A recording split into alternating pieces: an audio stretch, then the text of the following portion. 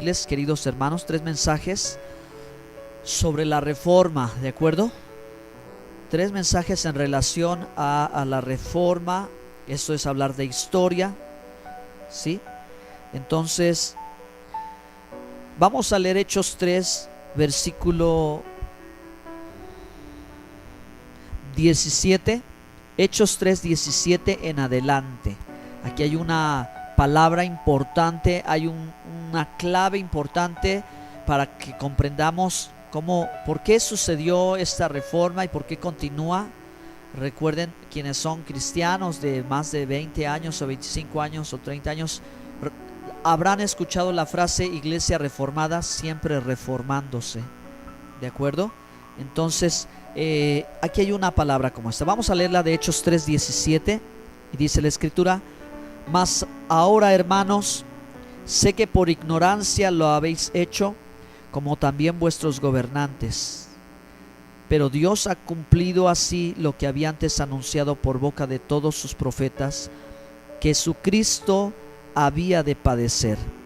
Así que arrepentíos y convertíos, para que sean borrados vuestros pecados, para que vengan de la presencia del Señor tiempos de refrigerio, y Él envíe a Jesucristo, que os fue antes anunciado. Quiere decir la segunda venida, porque ya el Mesías fue enviado y murió crucificado, pero ya ascendió al cielo. Y ahora Pedro está haciendo referencia a la segunda venida de Cristo en gloria, ¿de acuerdo? Y dice entonces que Cristo va a ser enviado y Él va a venir y nosotros queremos que venga. ¿Dicen amén? El Espíritu y la novia dicen: ven, Señor Jesucristo.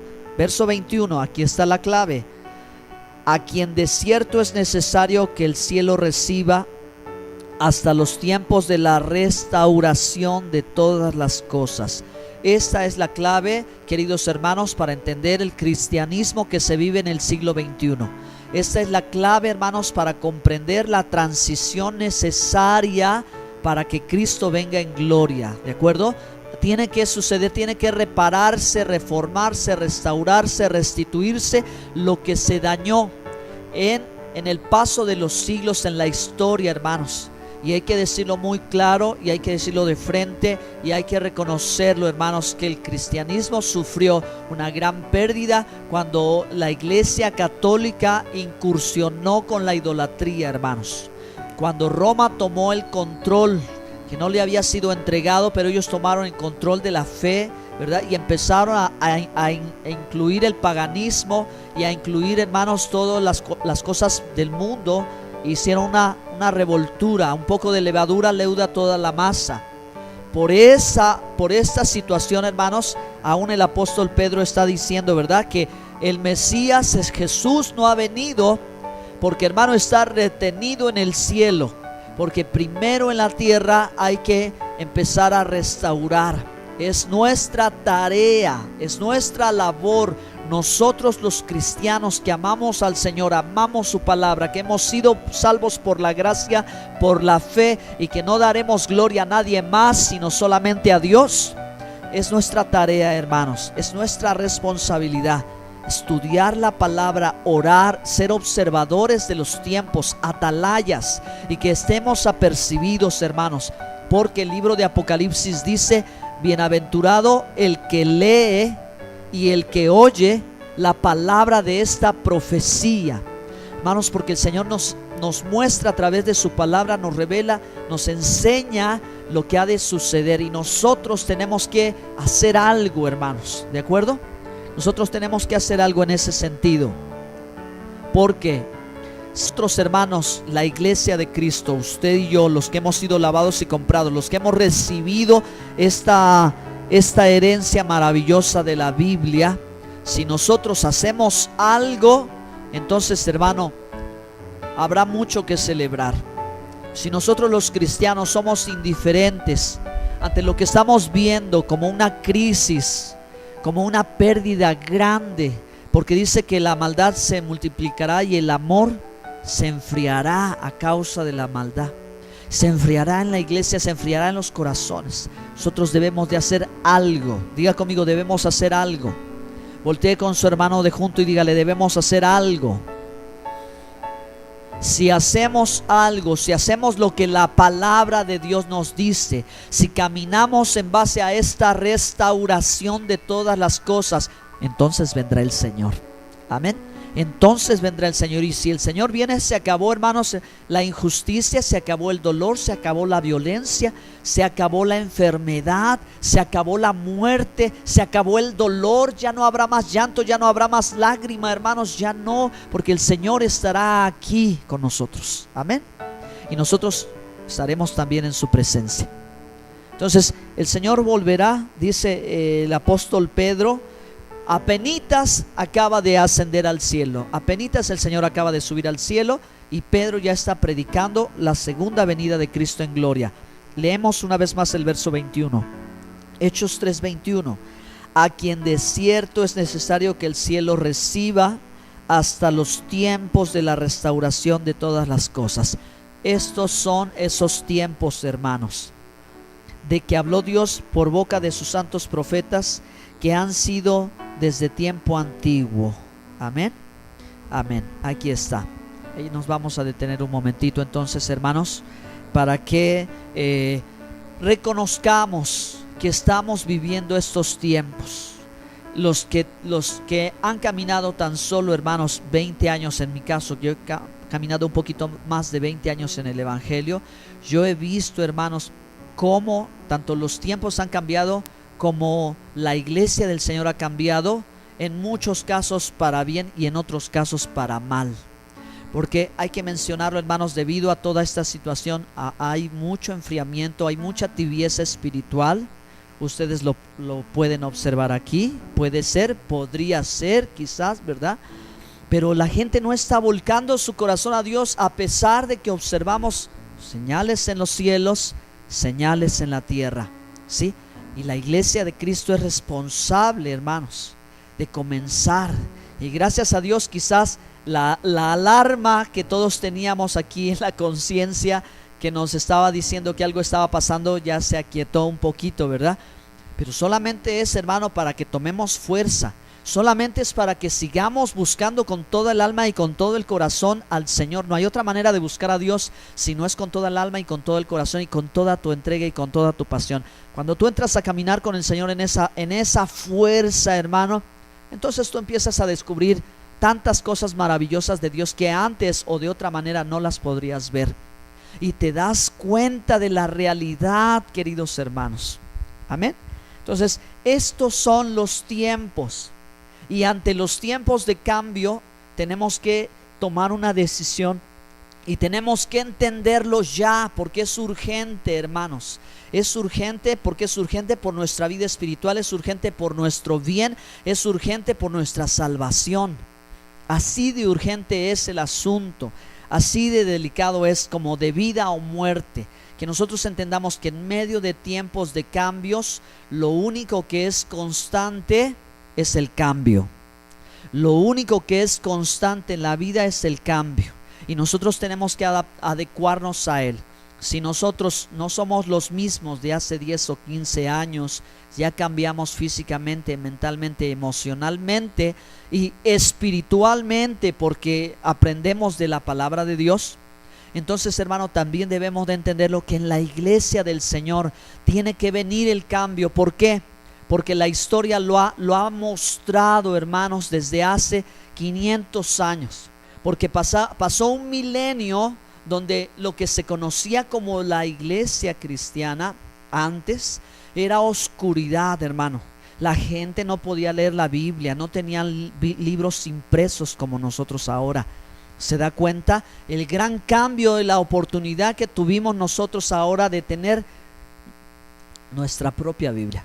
Y además de tener nuestra propia Biblia, bueno, también poder tener una Biblia con traducción a nuestro idioma, para que pudiéramos comenzar a leer por nosotros mismos y a escudriñar la Escritura por nosotros mismos. ¿Qué le parece? Entonces, lo único constante en la vida es el cambio, y si tú te resistes o luchas contra el cambio, entonces, hermano, a veces, ¿verdad?, las cosas no van a resultar como Dios desea que resulten. Por eso dice que el Señor está allá arriba y se le recibió, pero el cielo lo está deteniendo, aun cuando el Señor quisiera venir ya. por su pueblo que le ama, pero está retenido hasta que el escenario esté listo. Amén. Y una descripción del escenario final, pues es el libro de Apocalipsis, ¿verdad? El escenario, hermanos. Y aunque pueda parecer un escenario tan complicado, tan difícil, el final es lo mejor, porque el bien vence al mal.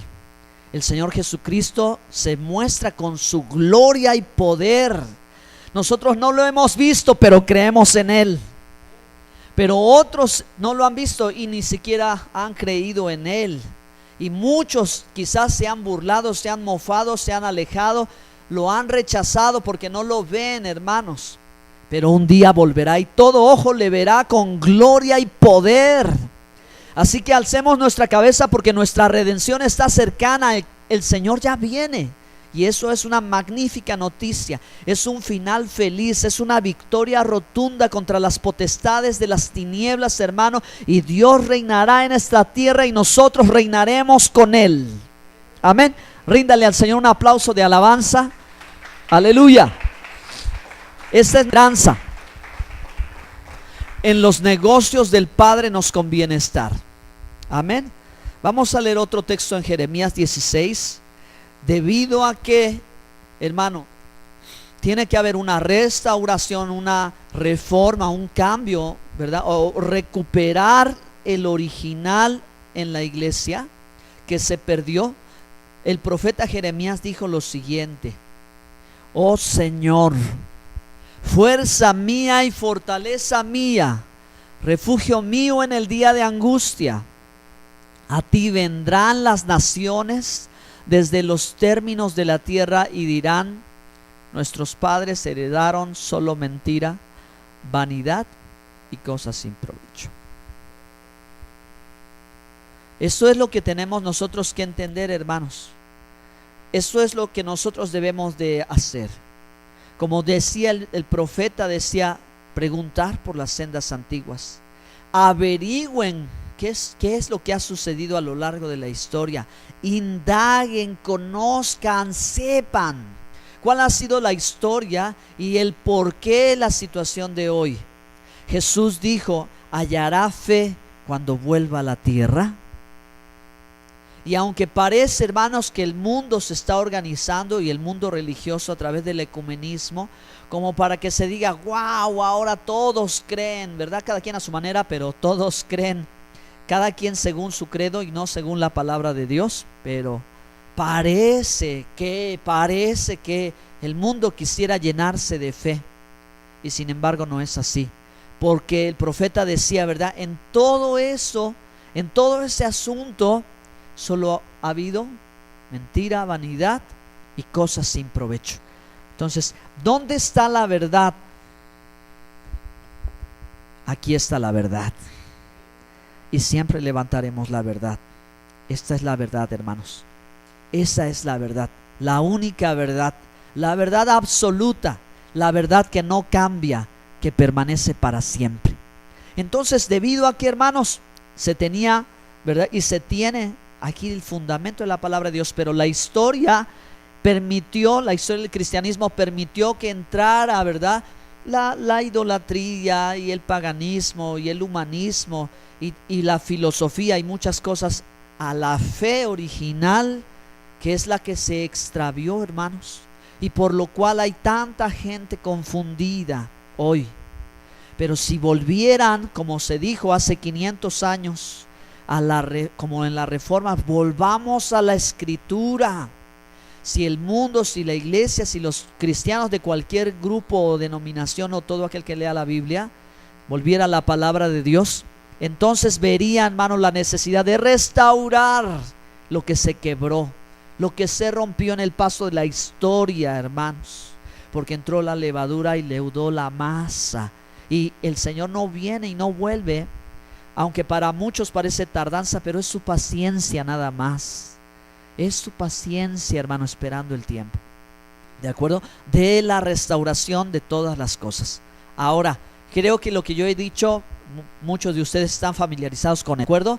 Pero un aspecto, hermanos, en donde, ¿verdad?, la Reforma no alcanzó a tocar, porque la idea de estos hombres, pues podemos decir que amaban a Dios, pero a la vez estaban viendo, hermanos, cómo la gente estaba en ignorancia, número uno. Segundo lugar, el clero estaba en la opulencia. La gente estaba pobre y el clero estaba en la opulencia, ¿verdad? Con grandes riquezas y la gente no conocía la verdad de Dios hasta que alguien dijo, vamos a abrir la escritura. No solo en 1517, sino, hermanos, tiempo atrás ya había muchos hombres religiosos que estaban dispuestos, hermanos, a volver a la escritura aún por el precio de su vida, aún por el precio de perder privilegios, cargos, amistades, en fin. Entonces, esta historia, hermanos, ocurre en Europa, que a la época medieval y un poquito después se considera cristiana en general, pero que desafortunadamente, hermanos, no hay luz, están en tinieblas. Pasaron muchos siglos en la oscuridad. Ahora nosotros somos la iglesia del siglo XXI y somos la iglesia que tenemos toda la información del mundo y que tenemos, hermanos, tantas versiones en nuestro propio idioma de las escrituras.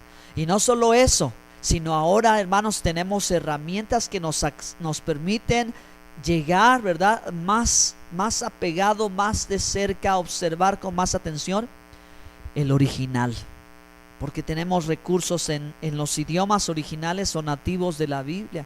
El hebreo, la lengua sagrada, hermanos, pues es la lengua que habló Jesús, que habló Pedro, Pablo, los apóstoles, todos ellos, Moisés, Abraham, David, es el lenguaje de ellos, y en base a esa cultura, ese lenguaje, ellos escribieron la Biblia. Dios los inspiró, pero ellos escribieron la Biblia. Pero también, ¿verdad? Bueno, se hizo uso del idioma griego por circunstancias, porque era el más similar al hebreo, el griego el más parecido a la lengua hebrea. Y sin embargo vemos que aún ni siquiera en el griego hubo palabra para traducir del hebreo, del arameo, ¿ok? Entonces eso nos dice, ¿verdad?, muchas cosas a nosotros. Entonces, bueno, pues es necesario, hermanos, y está sucediendo en este siglo XXI. Está sucediendo, bendito sea Dios, porque si se va a restaurar algo, Dios lo va a hacer. Créanmelo, amados hermanos, créanmelo, amada iglesia. Es nuestra responsabilidad, es nuestra tarea, pero el Espíritu Santo mueve la iglesia. El Espíritu de Dios trae luz a la palabra, como lo trajo a esos reformadores que abrieron la escritura y vieron la gracia de Dios. Así también al día de hoy hay que seguir abriendo la palabra de Dios y comprendiéndola, ¿de acuerdo? Entonces es necesario, hermano, que se complete algo que no se completó, algo que hasta donde hubo luz se pudo llevar a cabo, y que fue definitivamente lo mejor en su tiempo. Ustedes saben, hermano, que hay una iglesia que es anabaptista, que ya tiene una grande historia, porque el reformador abrió la Biblia y hubo claridad en algo. La iglesia presbiteriana, porque también abrió la escritura y entendió el gobierno de Dios y dijo, vamos a establecer los ancianos y el presbiterio, y así funcionó y era lo mejor. Pero el Espíritu de Dios continuó la obra, hermanos, porque los reformadores se detuvieron allí. Si ellos hubieran seguido adelante, ningún movimiento de la iglesia cristiana se hubiera frenado, sino que hubiera seguido adelante. Pero bueno, vino el movimiento bautista, ¿verdad? Y volvieron a recordar los principios del bautismo. Y llegó el movimiento pentecostal, la iglesia pentecostés, y recobró mucho, ¿verdad? Y así debía de continuar iglesia reformada, siempre reformándose, siempre, ¿verdad?, volviendo a la fuente y recuperando lo que se quedó en el camino, hermanos. Entonces vivimos ese tiempo y es necesario que usted y yo aprendamos, ¿verdad?, teología en conexión con la mente de los escritores. Decir que el pensamiento hebreo, hermanos, decir el pensamiento hebreo es decir cómo pensaba Pablo, cómo pensaba Pedro, cómo pensaba Juan cuando ellos escribieron, qué había en sus pensamientos. Y eso no es nada complicado de descubrirlo si nosotros logramos contextualizar el lugar donde ellos viven, si recordamos a qué pueblo pertenecían, si recordamos el lugar en que habitaban, si recordamos las cosas que ellos hacían que están escritas aquí en la Biblia, entonces fácilmente entenderemos, hermanos, la forma de proceder, la forma de actuar. Ellos, ¿qué es lo que querían decir a la iglesia verdaderamente? Aquí está en la palabra de Dios. Así que tenemos que ver esto, hermanos, que está sucediendo gracias al Señor y seguirá sucediendo. Por eso le digo, el cambio es constante. Iglesia reformada tiene que seguir reformándose, tiene que seguir actualizándose, renovándose en su forma de pensar. Volver a la riqueza. Volver a la riqueza. Hermanos, el español es un idioma bastante amplio. El idioma inglés es un idioma comercial y de uso muy común hoy en día. Y ya hay muchas lenguas o idiomas que se extinguieron, pero el hebreo ha vuelto a resurgir, hermanos, porque aunque parece que cuando Israel en el año 70 terminó como nación, se pensaría que también su lengua y su cultura. Pero hermano, este es un tiempo desde que Israel volvió a aparecer en la historia y en el mapa, porque Dios lo quiso así. Ha surgido una vez más, hermanos, la lengua sagrada, porque no se puede extinguir, hermanos. Ese es el idioma, ese es el lenguaje de la escritura. Y ha vuelto a surgir y se habla el día de hoy en la tierra santa, hermanos. Se habla y se lee y está escrito en cada rincón de la ciudad de Jerusalén, ¿sí? Vuelve a aparecer el idioma y junto con él, hermanos, vuelven a redescubrirse los textos sagrados de la escritura. Y eso es una maravilla, gracias al Señor, hermanos. En la iglesia nosotros tenemos 2 textos ya, gracias a Dios. Tenemos los salmos en hebreo, que la hermana Vicky nos hizo favor, ¿verdad?, de obsequiarme. Gracias, hermana. Y la Torá, hermanos, el Pentateuco, la ley de Moisés en hebreo. También ya está el texto sagrado, hermano. Tenemos 2 textos. Y ojalá, ¿verdad?, podamos tener los 3 textos de las escrituras del Antiguo Testamento en el hebreo, en su idioma original. Estamos con la fuente original, hermanos, en el texto. Si nosotros somos, ¿verdad?, responsables y escudriñamos la palabra de Dios, entonces, hermano, van a suceder cosas increíbles. Créame lo que sí. Vamos a ver esos grandes cambios que nos van a bendecir, porque estaremos, hermanos, en el centro de la voluntad de Dios, ¿sí? Para este tiempo. No solo lo pienses de una forma personal, sino piénsalo, hermanos, de lo que Dios está haciendo en todo el mundo. Es bueno saberlo. Hay que restituir, o sea, volver a colocar todo en su lugar. Lo que Roma, hermanos, también influyó y metió mano en el texto, hermano, porque en algunos textos quedaron encerrados, porque se metió, como dicen, en lugar de decir gato, aquí hay gato encerrado, no, aquí hay monje encerrado, sí, porque en algunos casos, hermanos, fueron los textos favoreciendo la doctrina del catolicismo, ¿sí? ¿Cómo me atrevo a decir esto? Es sencillito, hermano. Usted lee Éxodo 20. En Éxodo 20, en las versiones católicas, ellos dicen como autoridad papal sobre la escritura que ellos pueden cambiar lo que quieran. Y cambiaron el texto del 4º mandamiento. Cuando dice Éxodo 28, acuérdate del día de reposo para santificarlo.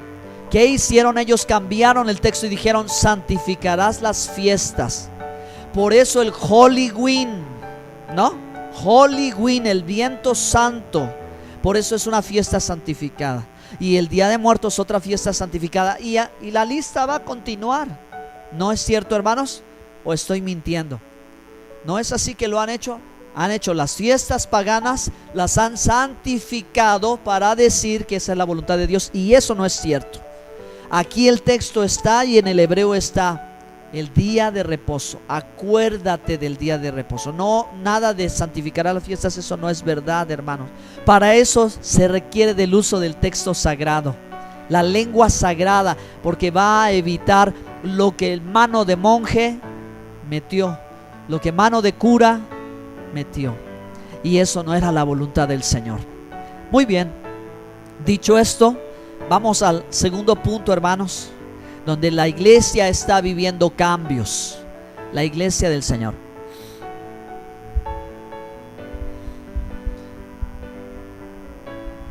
Completar la reforma es importantísimo para que el Señor Jesucristo vuelva. Y Él volverá y nosotros, hermanos, haremos un gran avance si la iglesia vuelve a conectarse con el pueblo de Israel. Amén. Vamos a Efesios 2:14.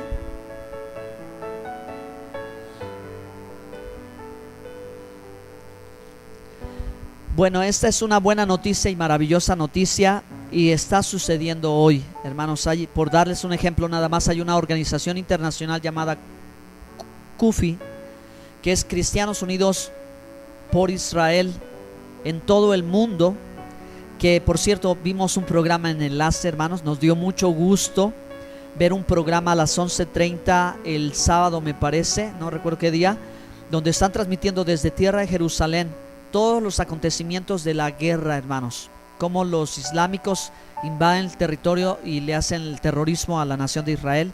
Y allí están presentes algunos líderes militares y algunos pastores, o sea, el pueblo cristiano haciéndose uno con el pueblo de Israel.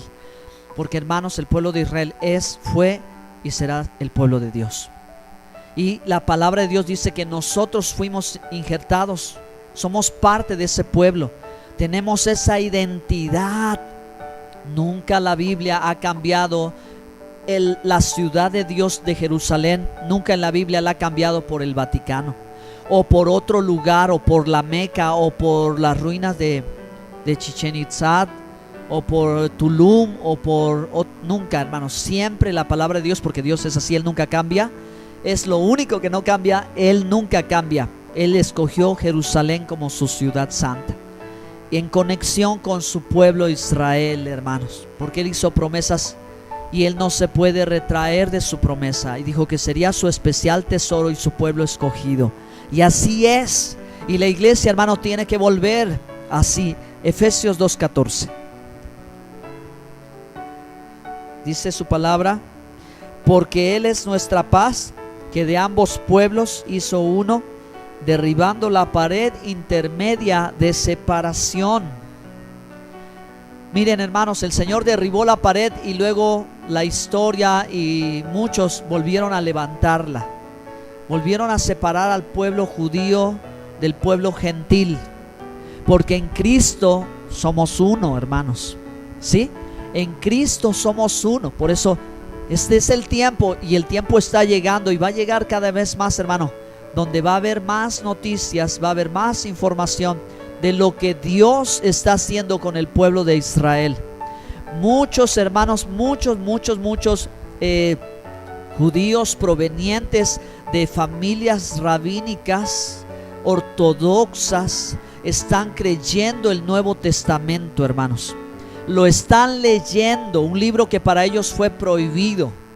A ellos, fíjese, a ellos se les dijo por tradición: no leas el Nuevo Testamento, porque eso es algo que va en contra tuya. Pero cuando lo leen se dan cuenta, hermanos, que están plenamente identificados con el Mesías al que esperaban. Lo encuentran allí. ¿Qué pasó con el pueblo cristiano? Por otro lado, el pueblo cristiano se le dijo: no leas la ley de Moisés, eso es de los judíos.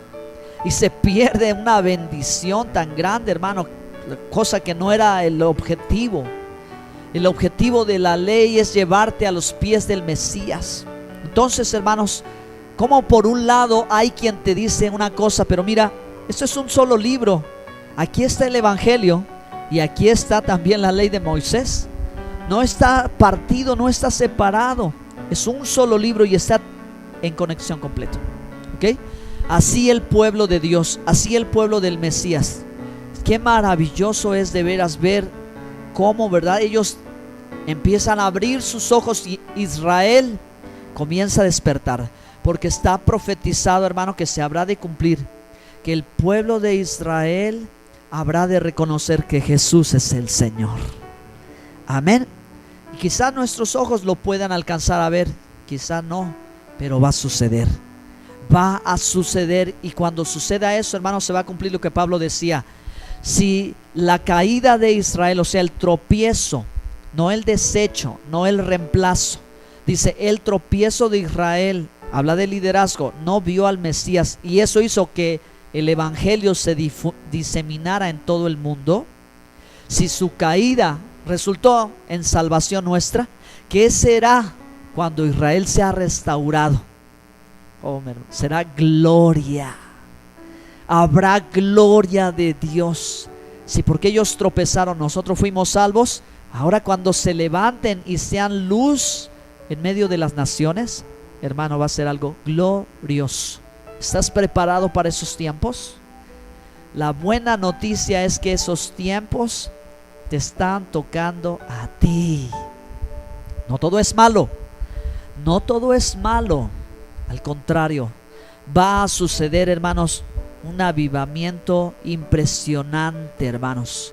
Cuando despierte el pueblo cristiano y escuche el rugido del león, y entonces vuelva otra vez. ¿Te imaginas lo que va a pasar en el mundo, hermano?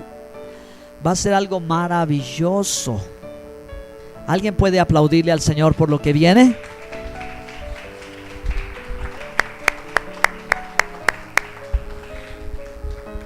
Uno de los temas más difíciles, hermanos, que por 10 años me ha llevado a comprender y escudriñar y revisar, ha sido la conexión entre el Evangelio y la Torá, es decir, el Evangelio y la ley de Moisés. ¿Por qué? Por costumbre, por tradición, por interpretación, siempre se ve distanciado, pero tiene una conexión muy profunda. Lo primero que puedo decirles, queridos hermanos, es que siempre Jesús dijo: Moisés escribió de mí. Así que cuando no existía el Nuevo Testamento y apenas la buena noticia se estaba comunicando verbalmente, la fuente de evidencia era el Antiguo Testamento, ¿sí? No había otro texto más que el Antiguo Testamento como autoridad de palabra de Dios. Así que por eso el Señor siempre, ¿verdad?, hacía referencia a que de Él estaba escrito el Antiguo Testamento. De mí escribió Moisés, y era necesario que se cumpliera. Entonces, sin el conocimiento de la ley, en primer lugar, ¿cómo podríamos nosotros llegar a los pies del Mesías o mirarlo o identificarlo si Él decía: escudriñad las Escrituras porque ellas dan testimonio de mí? Lo primero que se debe de hacer es conocer la ley de Moisés, porque la ley de Moisés da testimonio de Jesús, ¿sí? Nosotros que ya tenemos el Nuevo Testamento, pues es facilito, pero tan solo piensa en aquel entonces donde no estaba el Nuevo Testamento todavía, y el Señor les decía: escudriñen la Escritura, o sea, lean, investiguen, averigüen. Ahí está hablando de mí, tiene que ver conmigo. Por eso hay una conexión, ¿verdad?, entre el Evangelio y la Torá, porque aún Pablo dijo, hermanos, está escrito, ¿verdad?, que Pablo dijo que se le predicó a Abraham el Evangelio, y esta historia de Abraham está en la ley de Moisés. Dice la Biblia que los que anduvieron en el desierto se les dio la buena nueva, pero no creyeron a Jehová su Dios, y murieron en el desierto porque no creyeron. ¿De acuerdo? Y eso es parte de la historia del libro de Números, que está en la Torá, que está en la ley de Moisés. Hay una conexión maravillosa. Vamos a leer Mateo 5:17.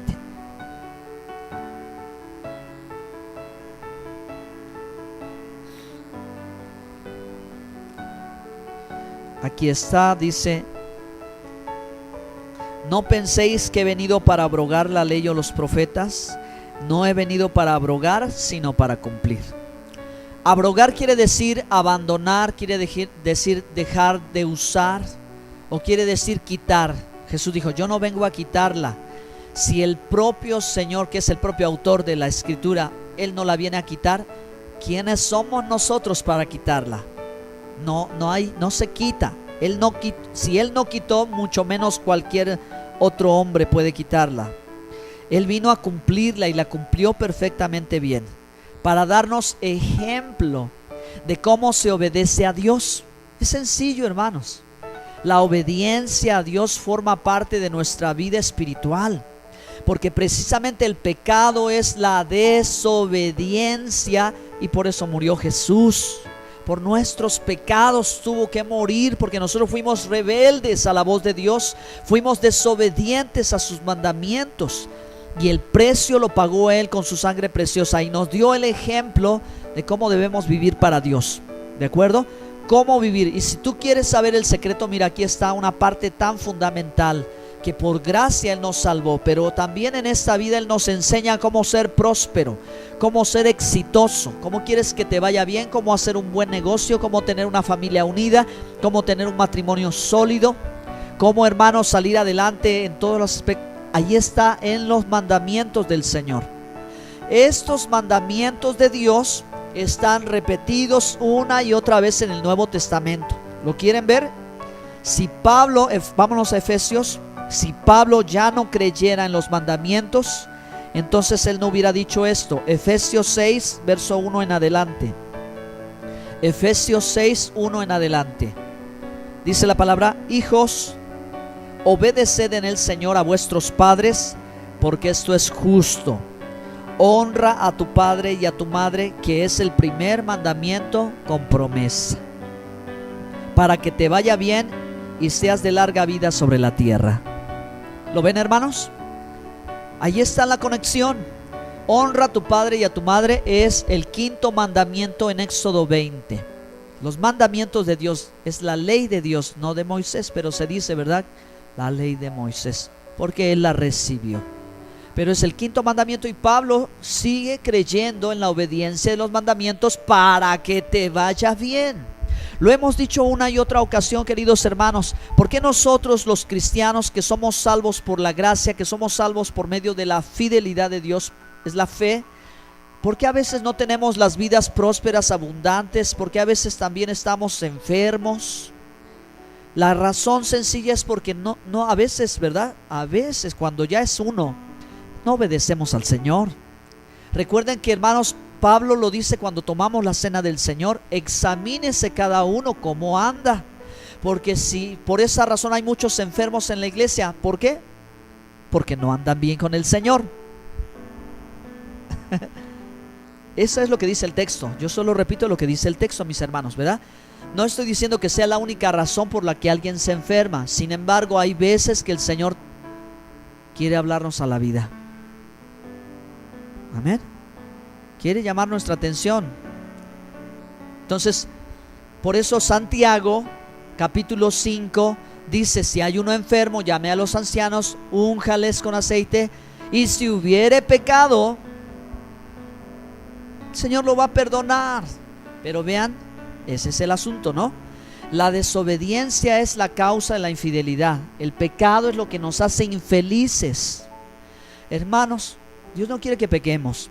Entonces, ¿cómo le vamos a hacer si nosotros no conocemos la Torah, o sea, la ley de Dios, los mandamientos? Si nosotros no lo conocemos, vamos a hacer cosas en nuestra ignorancia que le desagradan a Dios. Además de eso, va a repercutir en nosotros, porque la paga del pecado es importantísimo hoy recordarlo.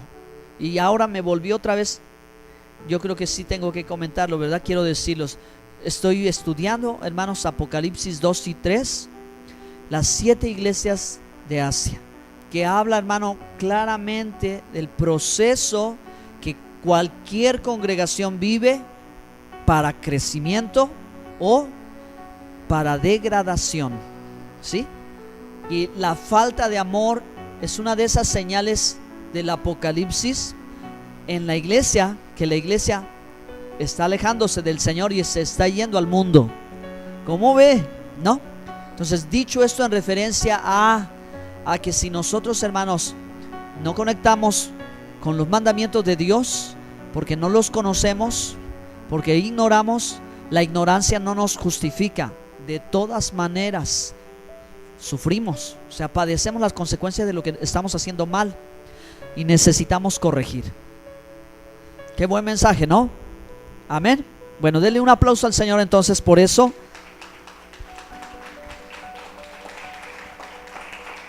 Te alabamos, Señor. Mateo 5:17 en adelante. Miren, aquí está una enseñanza. Son las palabras de Jesús. Vuelvo a leerlo y voy a concluir. Mateo 5:17.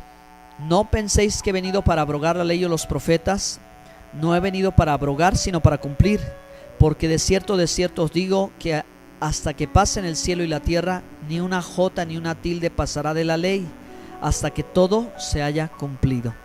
La jota y la tilde, hermanos, son la letra más pequeña del alfabeto hebreo, ¿sí?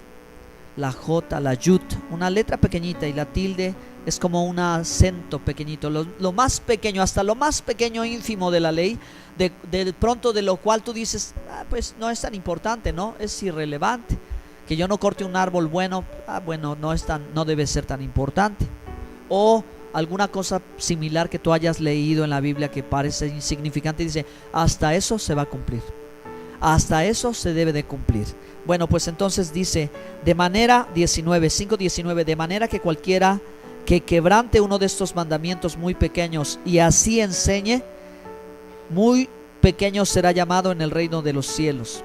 Mas cualquiera que los haga, miren, el Señor está diciendo, hay que hacerlo, lo que nos toca, ¿verdad? Lo que nos toca. Los mandamientos para hombres no lo van a cumplir las mujeres. Los mandamientos para las mujeres solo ellas lo van a cumplir. Si eres casado, entonces te aplica el mandamiento. Si eres soltero, te aplica un mandamiento. Si eres ministro, fíjate cómo debe de andar el siervo. ¿No lo dijo Pablo a Timoteo? Es necesario que el ministro sea irreprensible, marido de una sola mujer. Y eso lo tomó en base a la Torá, o sea, de los mandamientos de Dios. No nada más fue a su pleitesía, a su gusto. No, él se acordó de lo que Dios le ordenó a la casa de Leví. Y entonces también ahora lo volvió a repetir y volvió a decir, debes de vivir en santidad. La santidad conviene a su casa. Amén. Muy bien. Ese mensaje nunca pasa de moda. Así que, hermanos, entonces nos conviene la obediencia. Termino aquí. Ya dice el Señor, que se haga y los enseñe, este será grande en el reino de los cielos. Aleluya. Ahí vamos a detenernos nada más. Entonces, bueno, en conclusión, queridos hermanos, vivimos tiempos de cambio. Vivimos tiempos en el que tenemos la oportunidad de crecer mucho en el Señor, de sacudir el polvo que, hermanos, los siglos le pusieron a la vida cristiana, y por lo cual, hermanos, muchos se han enfriado y muchos no están apasionados con su Señor. Pero nosotros tenemos la posibilidad de entender, tenemos la oportunidad de obedecer, porque ya Dios nos dio el Espíritu Santo para que lo que yo no puedo hacer, por el Espíritu de Dios lo voy a hacer. Amén. ¿Sí? Entonces son tiempos de cambio. Se van a cumplir en 16 días 500 años de historia, hermanos, donde hubo gente que empezó a abrir la Biblia y empezó a reaccionar, y aunque no logró quizás todo, pero, hermano, iglesia reformada siempre reformándose. Prepárese, preparémonos y tomemos esa decisión de aceptar lo que Dios quiere traer, porque Cristo pronto volverá. Póngase de pie. Unidos vamos a orar entonces. Aleluya.